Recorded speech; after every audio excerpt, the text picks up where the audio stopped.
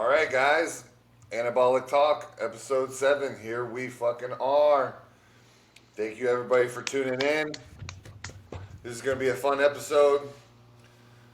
Today's episode is about walking the walk and talking the talk. You know, if you're going to be an icon for fitness, you better stand up and do what it takes. That means if you're a coach, you better practice what you preach. And if you're going to give advice, you better know what the fuck you're talking about. But before we dive into all that, we got some questions, like always. And we choose 3 questions. And here they are. Let me pull them up real quick. All right. First question. Here we go. How do you get blood work and how often? Wow, that's a good question. How do you get blood work? Well, you can. There's a couple ways. There's some online sites that you can get requisition papers sent to your email after you send them money, and then you bring it to like Quest Diagnostics or a blood clinic in the area, and stuff like that. How do you do it, Fielder? Oh man, this is one of those questions that everyone acts like they don't know what to do but it's really just going out of your own way to get it done. So, I mean, everyone knows you can ask your primary doctor for a blood panel. Everyone knows. Whether or not you have a primary doctor is another story.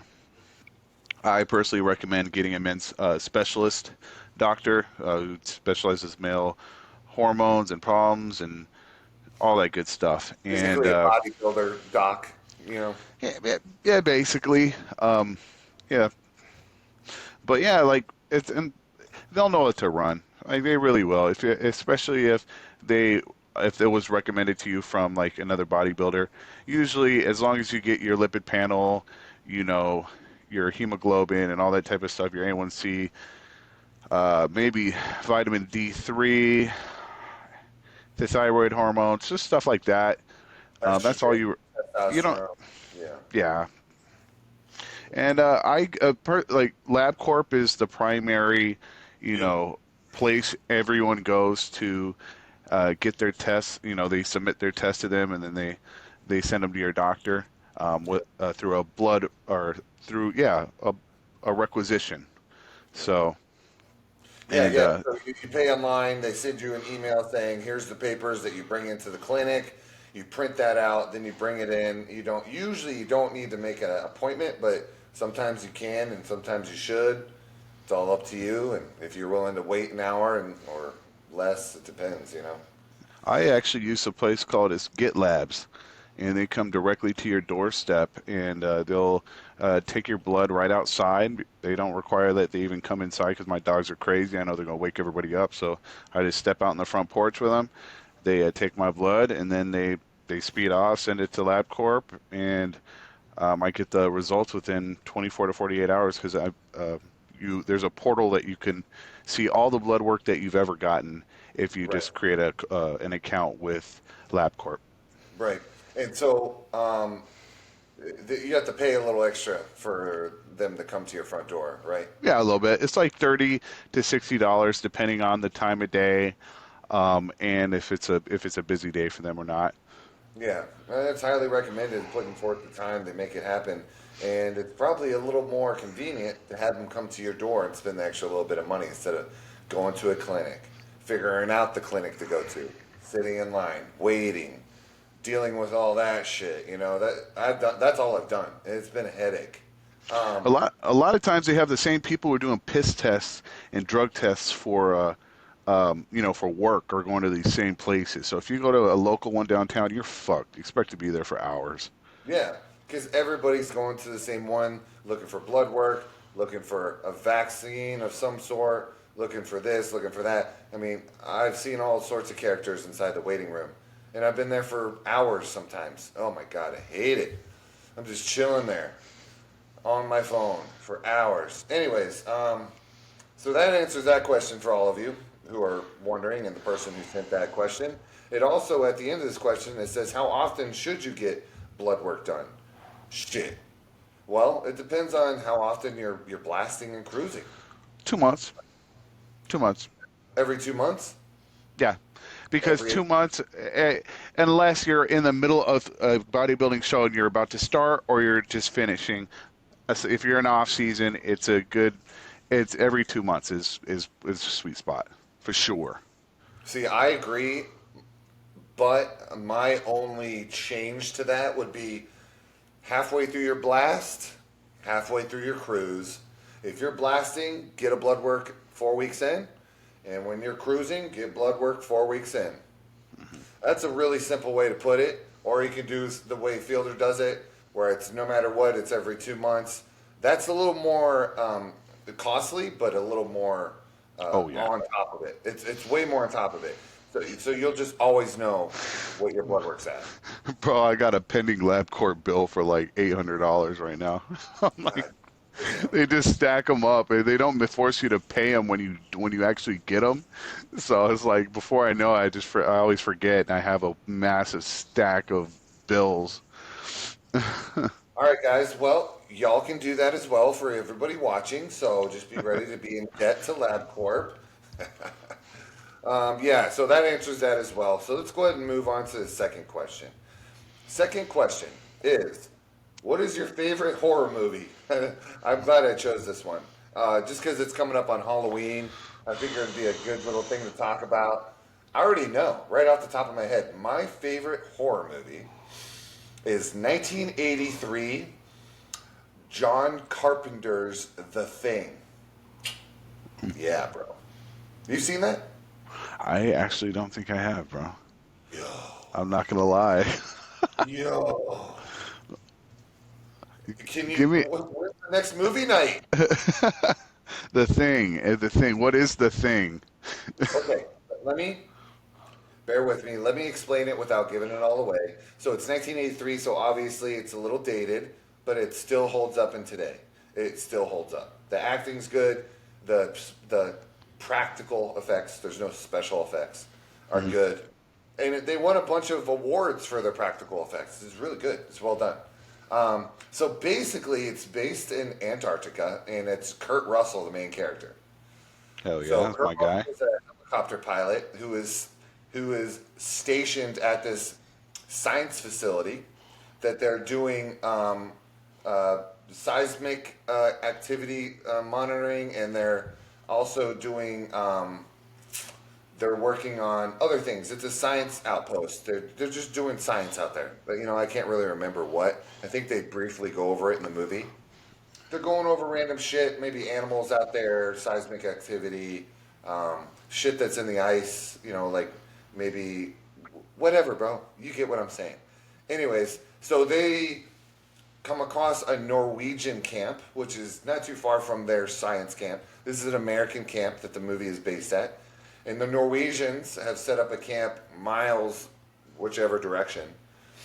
And these Norwegians find something in the ice, and the Americans find out that they found out. I'm trying not to give too much away. Okay. Long story short, thing, the thing, this thing takes over your body and absorbs you and becomes you. So nobody can trust anybody in the movie. Everyone's like, "Who's the thing?" And they all don't trust each other. They start turning on each other. You, the watcher, us, don't know who to believe. You're like, "Oh, it's him," and it's It not, sounds or it is. sci-fi. It's extremely sci-fi, my So guy. it's like a sci-fi horror. Sci-fi horror, the best genre. The best genre. You kidding Oh me? shit. Oh shit. Best Okay. genre. So would the Alien series be considered horror movies? Yes. No Yes. shit. Yeah. So Aliens, Alien 3, all of those are sci-fi horror. Yeah. All right. Well, Yeah. I So can't choose now. right? Yeah, yeah, yeah. So Alien's great, but I think the thing takes the cake for me. You just gotta watch it, bro. When you gotta just make it a thing. Make it a thing and watch the thing. Oh shit. Halloween's coming up, bro. So might as well throw it on the telly. I believe it's on Amazon Prime. I'll have it. I have it all, man. I'll probably kick it on later tonight. Yeah. So I started Crank. today. I'm halfway through it Which one, High because I've Voltage never or the original? the original, and Oh then I'll shit. move on to High Voltage. What a good movie! I Uh, forgot. it's crazy, and the second one's even Totally is the forgot. second one's stupid, bro. The second one's so Dude, stupid, bro. You're gonna watch it and you're gonna be probably like, dang, that's. I'll watch a third one, but that's fucking funky. dude, it's just so out of. It's just outrageous. It's that. I mean, that's what they wanted, and they did a good job. And Jason Statham, you gotta love him. He's fucking blood boiling, fucking British guy.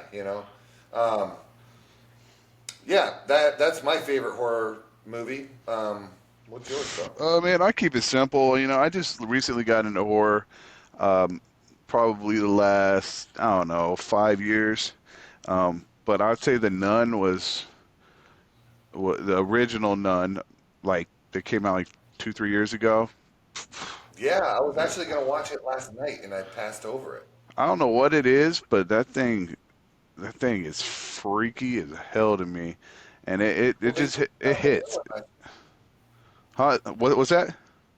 They came out with the second one. Yeah, we just saw that in theater too. It wasn't as it was probably just as good as the original, but the original was so classic, and it kind of morphs into the Conjuring series. Like it has to Oh, do with the same characters that are in the Conjuring. It's really good. It's really good actually. The Conjuring's got quite a following, man. People are loving that shit. Bro, I have one for you. Hereditary. Oh, I haven't watched that either. Oh, it's stupid, man. But there's like a retarded chick and her brother. They go to a party, right? And she has extreme food allergies, and so he's getting high with his friends upstairs at this party. Leaves her sister by herself. She goes downstairs, and she ends up eating the cake because she's allergic to sugars and stuff. And she eats this whole fucking mound of cake, and she's losing, she's suffocating, she can't breathe, and so he's freaking out. He speeds home. She puts her in the back seat. She's gasping for air, and he's like, oh my god, my sister's gonna die. It's all my fault. It's all my fault. And she sticks her head out of the window to gasp for air so she can get direct air, and fucking he's speeding so fast, and there's a bent over stop sign. It smacks her head right off the body. Her head just and he just slows down because he knows what just happened, and it takes him like 10 minutes. He finally turns around and looks, and he's just that's how it starts. Crazy. Hereditary? Was that Hereditary? Hereditary? And then it goes into a whole cultist family type movie. It's kind of crazy. Okay, all right. Well, okay, I'm glad this is a question that we went over because it's Halloween season. It's October, so I got a couple movies. So I got the Nun one, the Nun two, Hereditary, and you got the Thing. The Thing. So you got the Thing, and then you got the Thing, the new Two. one that came out in 2011. It's not the Thing The two. second thing. It's just the second thing, just called the Thing. Okay. They're both called the Thing, but one's 2011, one's 1982. One's a prequel, and one's about the American camp.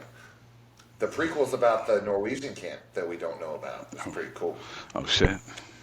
So I would watch the old one and then the new one, and that's the best way to watch it. Cool. We'll do. Make it happen. We'll do. It's worth it. I All right. got you. Anyways, last question. Question 3. How do you get big and strong at the same time? I like this question because I take fucking so much pride in being that dude that's like, those bodybuilders are always like, well, I look like I can lift 500 pounds, but I don't. I don't have to get big. I'll tell you what, everybody watching, I'm gonna look like I can lift 8,000 pounds, and I want to lift 8,000 pounds, and I can. Oh yeah. To answer that question, and then I would like to hear what he has to say. Basically, I incorporate bodybuilding and powerlifting together within one workout, not multiple workouts. Like I'll do bodybuilding and then powerlifting. No, Do them all. I do them all in one workout in one day together, like we did today for chest, right? Yeah, that's a prime example. Yep, that shit Yeah. was. You basically had me doing crazy powerlifting breathing techniques just to launch up them 145s. Yep. Yep. Yep. So what do we? It was it's something I had learned years ago that I turned Fielder onto is oxygen loading before a set, and just loading yourself with oxygen almost to the point of lightheadedness, and then hitting your set, and all that oxygen is going to allow you to be more explosive with your set, especially at the beginning when your central nervous system and your body's getting used to the weight. So it's super important. Breathing in general is super important with powerlifting and bodybuilding, but once you get under some heavy weight, as you know, breathing through your diaphragm, so important. But to answer that question, incorporating powerlifting and bodybuilding together is the best way to get big and strong at the same time. And obviously, intake, food. Yeah, that's a big one too. What do you think, bro? Oh man, powerlifting is such a vast it involves a vast spectrum of lifting, right? So it's kind of like right off the bat, the first thing that comes to my mind is anabolics and diet. So that's the first thing I think of when hear big and strong, because I'm like, you gotta eat big to lift big, right? And then you Yep. got anabolics to help bring out some of the aggression, the pump, the power as well. And so Yep. those are two major components. Those are the first things I think of. But realistically, if Yeah. you're trying to develop a very powerful, explosive physique that looks good and is extremely functional, and you can throw up some really good weight, I believe powerlifting or just making sure you have extreme heavy sets mixed in there. It's a mixture between heavy sets, drop sets, back off sets. Hit it from all the angles. It doesn't have to be one Yeah. or two, you know? And that's pretty self-explanatory what you just said. Any watcher, any one of you, should understand what he's saying. Drop sets. Google it if you don't know. Do those. Heavy sets, reps of 3 to 5. If you don't know what that is, Google it or contact one of us. We can explain it to you in more detail. And then back off sets, high repetition. Take the weight off at the end of at the end of the set. So let's say you got 4 sets within one exercise, 3 heavy sets, fourth set, back off set. It's pretty easy to. I mean, it's you hear it and you're like, oh, that makes sense. The way we explain it. But yeah, that's how you get big and strong. The simple way, the bro way, I might say, to get big and strong. Of course, there's more to it. Nutrition plays a big part. Anabolics and doing them correctly is a big part. Staying healthy, stuff like that. There's so much that goes into it. But to put it broy and simple, to easily digest through your ear holes, lift bodybuilding style and lift powerlifting style and add them together within one exercise, and boom, you'll get strong while incorporating muscular endurance and hypertrophy. Yep, right there. So, anyways, bro, let's move on to our topic. What do you say? Let's do it. Okay, so the topic today, like I said earlier, is walking the walk and talking the talk, guys. This is primarily going, in my opinion, this is primarily going to people that are trying to be leaders in the industry, maybe influencers, coaches, personal trainers. This is aimed towards people that want to show other people how to do things within the fitness industry or anything, really, anything, any industry. If you're going to show somebody how to do something, don't you think that they should practice what they preach? Don't you think that they should have lived it at some point or are living it, are a good role model, a good leader, stuff like that? What do you think? Oh man, this is so vast. Again, like to kind of touch on what you were just saying, like nobody, it's crazy. I see fat trainers sometimes have extreme amount of a lot. They basically, I've seen them completely booked out for the years for the like a year out Yeah. with clients sometimes, and Yeah. I'm just like, how in the world do they do this? And I don't know understand how they develop the respect to keep these clients. And the question or the answer to that is they don't. These corporate level gyms, they shuffle through these fatty, coaches like nothing. And what they do is they just whoever's because they have basically a whole list of people that have trainings that have been saved up.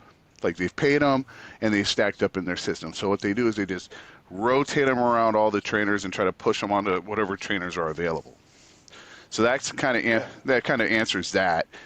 But in general, practicing what you preach is so big. To me as a coach, I would say living this lifestyle is probably the biggest upper hand I have um, towards other, people in the industry or, that are trying to learn or they want to look comparable or they want to be able to achieve something comparable to their coach, if not better. And what better to learn from somebody who's already made all the mistakes. And this goes right into like not just fitness. This is life. Like this is actually life. You know, Yeah. practicing what you preach should be something as a man or woman that, it's you're gonna die on that hill, right? So, Yeah. You brought that up. You brought that up one time. You were talking about. Um, it's almost like stoicism, right? oh, It's ooh, almost. And I remember our last podcast a week ago. We were talking about how. What was the top? You were talking. Oh my gosh, I'm having a brain fart. You were saying it makes you. It's easier to be a man because you're of the mindset. It's easier to go through life as a man mm-hmm. with that mindset. Oh, I can't remember, but so, so, yeah, fill me in. something that to that degree. It's just what's the core concept of stoicism, right? It's you know, how can I put it? It's there's only controlling the things that are within your control, right? Accepting that there's things that aren't within your control and not to let them get to you. And so Yeah, by bodying that's everything and by holding that accountability and knowing and taking care of everything that's within your control, that goes right, hand in hand with um, practicing what you preach, right? If yeah, especially if yeah, you live by the core set of values that every man should live by, you know. yeah. Oh, this. I mean, I'm not.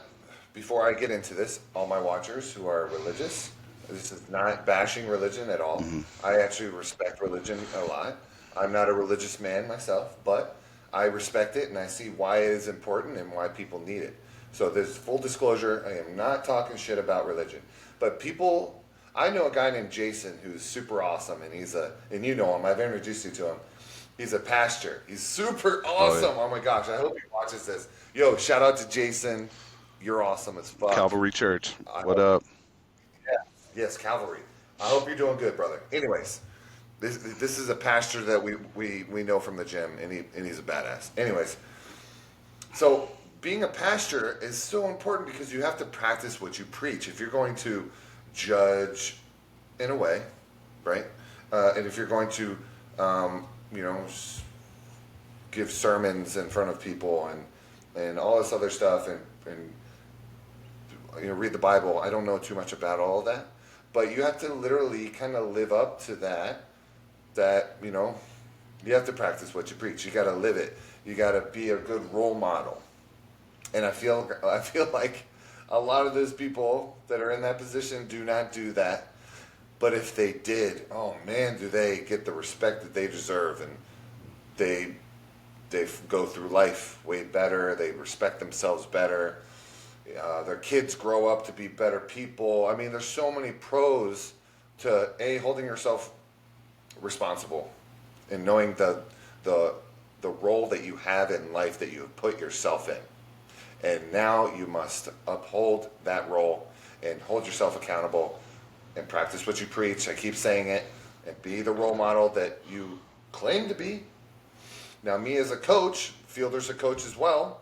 when we are working with somebody one on one, and I'm sure he will agree with me, when we are working with someone one on one, we have to uphold a stature of superiority and of like a coach. You guys, our clients look up to us. So imagine being a coach and you're trying to be successful and you are fat, overweight, and you're giving nutrition advice and meal plan advice. Also, you're giving powerlifting advice when you can barely lift 125 off the ground or bench this number or that. Try not to talk too much shit because I know there's a lot of sensitive people out there that watch this that are probably going to get upset about this and cry. But if you have a problem, shoot me a DM or be sure to like and subscribe. Anyways, let me know how you guys feel about this. But yeah, I feel like you need to live it. You need to uphold that a little bit more because there is such a problem nowadays, especially with coaches, man. Especially with coaches. God. And it bugs me a little more than it should. But I think it's just because I'm so passionate about what I do and my company, which I have a picture of myself on my shirt. I hope you guys can see that. That is dope. You That's know, dope though. Shit, I'd rock it. the cool thing about this is my client Richie made me this for his show a couple months ago. You know Richie. Yeah, yeah. And he gave this to me backstage before the show. He's like, dude, I made this for you. And I was like, that's fucking sick. This is the coolest shirt ever. And I went and got groceries like a month ago. And the lady who was checking me out, beep, beep, was like, is that you on your shirt? And I was like, yeah. And she was like, okay, your total is bump. She is not having it. It's like, I don't give a fuck. That's funny. I love me. You know, I I think I look cool as hell. Dude, this is awesome. I'm on a roll. Sorry, but when I was like between 5 and 9, I'd always wonder. I wonder what I'm gonna look like when I'm a man, when I'm a grown man. Uh, And I would picture myself, and it would be obscure and blurry, because I had no idea. But I knew that I had an idea of what I wanted to look like. Not exactly. I looked up to these role models. I loved Arnold Schwarzenegger. I loved Rambo, who was Sylvester Stallone. I loved all these muscular, physiques. And then I loved my dad, who I thought looked so cool with the bandana and the motorcycle look. I grew up with my dad being in a motorcycle gang. Not really, but in the scene and working on motorcycles. And then now I am the man I am now, and I think, oh my God, I turned out to be exactly what my childhood ideal man would be. And that's pretty fucking cool, man. That is super fucking cool. And I have learned to love myself and how I look because of that. Because I got the tattoos, I do my beard a certain way, I'm bald, I got this look that I acquired over years of customizing myself. The way I dress, whatever, my pizzazz with my bling and whatnot. It's pretty cool. And I think that's important for people to focus on. What did you always want to look like? What makes you a better person and more, love yourself more? And fucking cling on to it and ride it. And then over time, that falls into the walking the walk, talking the talk. You love yourself more. You're more confident in yourself. You're going to be able to be this leader. People are going to be drawn in by your aura. You're going to be more likely to be able to uphold that leader type role because you're inevitably confident in yourself, confident in your ability. You love how you look. Blah blah blah blah blah blah blah blah. Anyways, thought I'd go down that rabbit hole about that. that's actually what's up. I haven't really thought like that yet. I still have yet to achieve the look that I wanted. So I haven't. I've got to, I'm bigger than what I ever envisioned already, but still, I'm kind of like, I just always just wanted to be a cool guy. I was like, man, I just want to be that cool dude. like because I was not. Bro, you fucking hit that on the But, head. but You kidding no, me? but like I wasn't because I wasn't because I didn't think I was cool, right, as a kid or whatever. So yeah, I mean, but still, but that coolness, it's like, okay, well, what can make me cooler? Getting bigger and bigger and bigger, Muscle, right? tattoos, toys, this, that, whatever. Yeah, man. My thing was I always wanted to look a certain way, and I always wanted to be edgy. And when I say edgy, I didn't want to fall into the what's normal. Oh, everybody wears this. Well, I'm not wearing that. You know, oh, everybody dresses like this. Why? I ain't dressing like that. I always wanted to be that dude that was just right outside the norm, while not being too far out because I'm not a hipster. You know what I'm Hmm. saying? Um, No, but none of those. no, never got into that. Uh, no, and I never will. And I actually had a girl that I dated years ago was like, why don't you grow your mustache and do this thing? And I was like, why don't you never bring that up again? Because that's not something I'll ever do. That shit's gross. You want to hang your keys off it or some shit? No. That's what. Oh shit, that's great. I got a key holder over here I'm looking at right now that's kind of shaped like the side of a I'm like mustache. trying to think what would be a convenient to hang on that some bitch. Keys, Like what else though? ornaments, Oh Christmas shit. ornaments. Fuck. Yeah. Oh man. Some jingle Oh, bells. but yeah, Anyways, all right. I would say another thing is talking the talk, walking the walk through life as a man, as a coach, as a woman, whatever it is. Um, respect is another huge aspect of that, wouldn't you say? And not just respect for yourself, um, but it's almost when you are as refined as we are, it almost demands respect. So a lot of I'm sure a lot of bodybuilders can relate. We've put in so much work that it demands respect. And if you're not going to give that respect, we don't even have to say anything because the next person's going to be like, man, what the fuck this guy think he is? Mm-hmm. So I would say the biggest problem though would have to be the accountability with dieting. That's Yeah. that is it's not a hard one as much as I think I take more pride in that than anything else in regards to showing people what a structured, hardworking man does. And Yeah. yeah, I think there's the top three. The top three within bodybuilding. Within bodybuilding. I'm not saying in life or in general. I'm saying within bodybuilding. If you're going to practice what you preach, and if you're going to be an idol for coaching, if you're going to be an idol in general within bodybuilding, holding a healthy looking physique, so holding yourself accountable with your intake daily is super important. That means you got to calculate your meals. If you're going to tell somebody to calculate their meals and how to do it, why aren't you?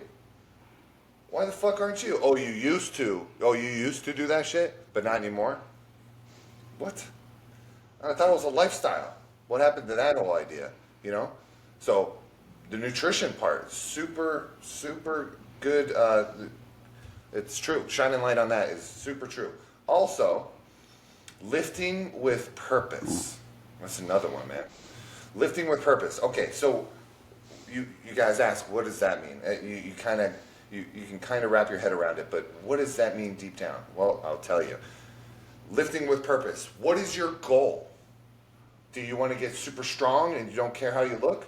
Well, there's a there's a way of lifting to get to that. The lifting with purpose. Do you want to look good but you don't want to wreck the shit out of your body?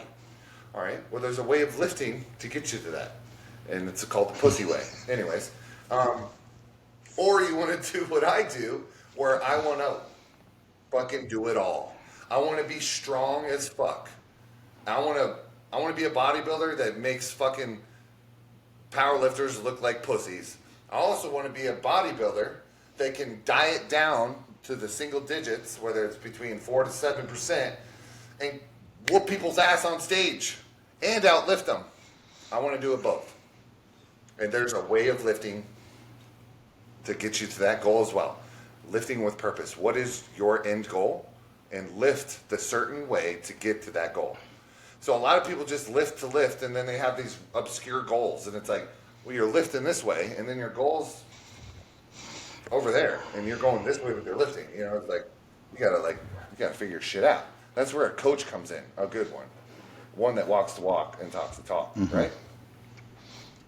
And then third one is something I forgot, and I don't even remember what I was going at with communication. So, fucking A, bro, that's a huge one. If your coach does not communicate, oh my God, let's talk about that. We've dealt with that a little too often, haven't we? So if you guys, for viewers, if you got a coach and you're dealing with communication problems, that's unacceptable, guys. Plain and simple. I think that's at the top of my list of what I provide for my clients over anything else. Like, you know, I might not have the most knowledge in nutrition. I have a lot, and I have a lot, and coaches come to me for knowledge for nutrition. So I have a lot. And I have a lot of lifting knowledge too. But something that I hold above everybody is my communication. You know, I am getting a divorce because of it. Because I'm always on my phone. And my wife hated it. And now don't need to shine light on that. But it just kind of shows an example of how much I take it I'm super passionate in that. I want to answer you right. Oh, you don't have applesauce that's in your plan? All right, we'll change it out for a little bit of something else. You know, whatever I can think of. Do you have applesauce in someone's diet, bro? Was that strategically placed, or did they ask for it? No. All right. So applesauce is I have Gerber applesauce, baby applesauce, and this person is dieting super hard, and it's super low calorie, and it's got some sugar in it, and it tastes good. So with their post-workout meal, I have them put a little bit of Gerber applesauce in it with their oats, and they mix it in, and it gives them like a sweet. That sounds good, actually. I've never thought of that, bro. Now let me take notes. Yeah, so, yeah, man. So and they add it, and they're like, I forgot my applesauce, and I'm like, all right, chill the fuck out, do a little bit. You know, I think what I came up was put a little bit of sugar. Do you have sugar packet? Yeah. All right, put a little bit of sugar in there, like half a packet. Go on with your day. Mix it. Go on with your day. You know. Yeah, I think this goes very hard into availability as well, though, right? Communication and availability. Yeah. It's, you know, you could communicate all you want if you're not available for your client, which you were just saying how you're always on your phone. You're clearly always available, right? Yeah. And vice versa. I think it's very important that a coach sets the stage really early, because when every new consult I have, I'm like, hey, I will always get back to you within like 2 to 5 minutes, if not at worst case scenario at the end of the day. And right. I expect that same level of communication to be reciprocated. And if you're not going to reciprocate that, then this isn't going to work. Because I don't want to feel like I'm having to chase you to get information. You know. God, I deal with that so often. Oh my God. And it's by setting that, I mean, I haven't had any problems since I have been setting that, it's been like 4 months since I started actually telling every new client that I get that, and they're pretty damn snappy. Even the bilingual, like people who don't speak English that well that I'm training, they still find ways to get back with me, and I'm really appreciative of that. But it's very, you know, the same expectations. You have these big expectations for coaches. We have big expectations of you. So, you know. Yeah, dude, you hit that on the fucking head with that, man. Yeah, I mean, I could list a bunch off the top of my head, a bunch of Oh names. I no, won't on here, but yeah, man. Where I'm like, hey, man, where's your check-in? 2 days later, sorry about that. Been no, busy. You too busy. unfucking You acceptable, drop bro. you, dude. Like you just posted 10 times on your Instagram. Too busy. You think I'm a So fucking idiot? that right there, having that feeling of seeing that they have time for something else but not you, that tells you that their priorities are they're fucked up, and that tells me that's not someone I'd want to work with long term, because that alone, the fact that I'm looking, and now it's almost like I'm checking your stories for updates on you, which you should be sending to me personally. It's like I'm stalking my own client, and that is a Yeah, that sucks. That's fucking horrible, especially when I put all this time and discounts to your monthly payment, thinking that this is going to be a great, mutual agreement. And no, I'm putting all the work in, and you're barely doing fucking half the work that I'm doing. I just put a guy on stage. Fielder knows who I'm talking about. Completely freaking ghosted me multiple weeks out. Decided to do his own thing. I had been with him for multiple years, put a lot of heart into training him, became a good friend of mine, looked up to me. I tried my best to be a good mentor. And 2 weeks out from his first show, he was just like, I'm going to do my own thing. Didn't communicate with me, didn't tell me why. I even asked, are we cool? He did. He said, we're fine. Yeah, it's extremely rude and no disrespectful. No, there's no respect in that. you know who I'm talking about. You might as well talk just a little bit more about this. When you talked to him backstage and you told him um, that I wanted to talk with him, what did he say I exactly? didn't say that you wanted to talk with him. I said what I actually got to was, hey man, I kind of pulled him aside, just so you know, he's like what? He's like what? Devin's mad, type of a deal. Devin's mad at me. Oh, I was like, I think he expected a little bit better communication from you, is what I said, and I was like, well, damage is done. Let me take a look at you since I'm back here. And then I was like, and then after I Yeah, was finished taking a look at him, I'm like, look, dude, no matter what happens after this show, appreciation goes a long way. And if you were just to let him know that yeah, you appreciate, him and his guidance, because you're not going to find too many people that actually want what's best for you in life. And clearly, he's been yeah. pushing you because he likes you. And that's pretty. That's what I said. And then he said, "Okay, I will. I definitely will." And he didn't. So, No, he didn't, no. unfortunately. Men But of we were that's just a getting shame. into practice what you preach. You're not holding up your. You're not Yep. doing. You're not holding to your word, right? And your word as a man should be everything. So, Yeah, all we got in this world is our balls and our word, and I'm not breaking them for nobody. yeah. Nope. And that was said by Tony Montana from Scarface. But yeah. Exactly. All I got in this world is my balls and my word, and I ain't breaking them for nobody. And I agree, dude. That's it. All I got is my fucking my balls, meaning me as a man, and my word, meaning you know, staying stoic and meaning what I say and sticking to it. So many people don't fucking. They say they're gonna do something, Oh they no. don't. It is so irritating, dude. It is so. If I say, dude, even down to the minute things, minute little shit. If I say I'm going to be on time, it bugs the dog shit out of Oh, me I have if I'm mental not on time. freakouts. I have literally It mental does. freakouts if I'm not on time. Like I will fucking be screaming Yeah. in the car like a fucking child, like a fucking child. Like, I can see you doing that because you text me 8 minutes out, 5 minutes out, walking in the door. for real.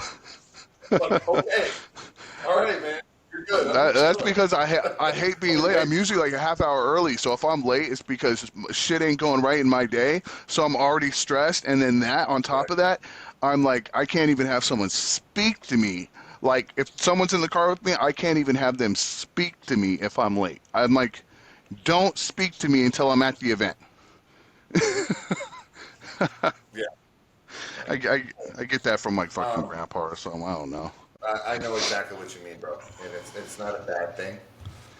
Anyways, we're going to wrap this up. Dude, this episode flew by. We're going to go to our conclusion, um, which is going to be, and we'll probably shine light on this conclusion again in next week's episode because we're getting closer to the Olympia. But our top five Olympian guesses, who do you think's going to be? Okay, let me just name five names that I think will be in the top five. Then I'll try to organize them. Let's go. Samson, um, Duato? Yep. Derek Lunsford, Nick Of course. Walker, Yep. Hadi Tupon, Yep. and Yep. Come on, give me Brandon. I don't know. He was outside the top five last time, last Olympia. He's looking crispy. Remember Yeah, that but video he I sent you? always takes videos in that same spot because it's at a downward angle to make himself look that big, and then he Yeah, never shows up looking like that, even when he won the Olympia. Um, yeah. maybe Andrew Jacked in that top five, or do you think he's still too little bit too stringy? Yeah. I don't know, man. I mean, I don't follow him as religious as the other four you just named, but I mean, shit, dude. I don't see why Okay, not. I would say him or Brandon. because Yeah. if you were lined him up with Brandon Curry, I think his his he's so freaky because of how his abs look and how he. Yeah, but Brandon's been he's been the king before, man. This He's superior. All right, I we'll say really do Brandon think he's just because he's superior. an OG and he's been in the top five quite a few times. And I think Yeah, Bonak's not doing it this year because he's an easy top five guy. I haven't heard shit about him, and Yeah, he's an old goat, he's dude. yeah. I wouldn't say he's an uncrowned Olympian, but he's he is man. He's like a Top three. decade top five Crazy. type of guy. You know. Yeah. Well, I mean, well deserved. Well deserved. So so Crazy physique. Crazy I have shoes. winning Derek, number two Hottie. Number three, Samson. yeah, it's gonna be Samson. Oh man, he might even trump Hottie. Uh, damn, he's looking crazy. I think he's going to Yeah, jump Hottie. you think so? I think Samson's gonna, I think Samson and Hottie are going to battle it out for second place, bro. I think Lunsford's going to swoop that first and be our new champion and place his fucking shredded ass on that throne, which he well deserves, and I hope he gets it. I think Hottie and Samson are going to fight for second. I think, I'll just say it. I think the mutant might be taking Oh, I third. forgot about. Fucking, Oh man, because he took third last what's Olympia. his name? Yeah, fuck, what's his name? Samson, Uh, uh, Andrew, no, Brandon, no, what the fuck? No, oh my god, Nick the Walker. mutant. Uh, Yeah, Nick Walker. Fuck yeah, I think he's gonna be third, bro. you think he's gonna be better than Samson? You have him above Samson? I wouldn't. So that No, I think Samson's either gonna be third or second, and I think that's Nick going to be the Walker's gonna be battle fourth right or third. there. Because he's definitely going to Yeah, beat yeah. Brandon. Samson, so it's going to be Yes. Samson, Nick, and Hottie. Are that three are going to be battling it out like crazy. I think they're going to compare Derek quite a bit in the beginning, but I think he's going to pull away with that back of his and his absolutely fucking. He doubled the size of his legs. It seems like with his adductors. We completely overlooked quads McGee. Dude, I'm fucking up on Who? names right now, dude. Rami? We've met him. He Remy? hung out. He hangs out with He ain't competing, Rami. man. Yeah, yeah. No, he's taking this year off. You confirmed that. Oh shit. Um, Any I reason? I think he's just trying to make corrections still. Like remember he was doing the stem cell treatments and Oh, stuff, but I think he was actually listening to the yeah. judges and taking the year off. Damn, dude. Good for him. Good for him. That No, can't be I easy. mean even if he came back, I don't have him play. I have him outside of top five for the remainder of his career.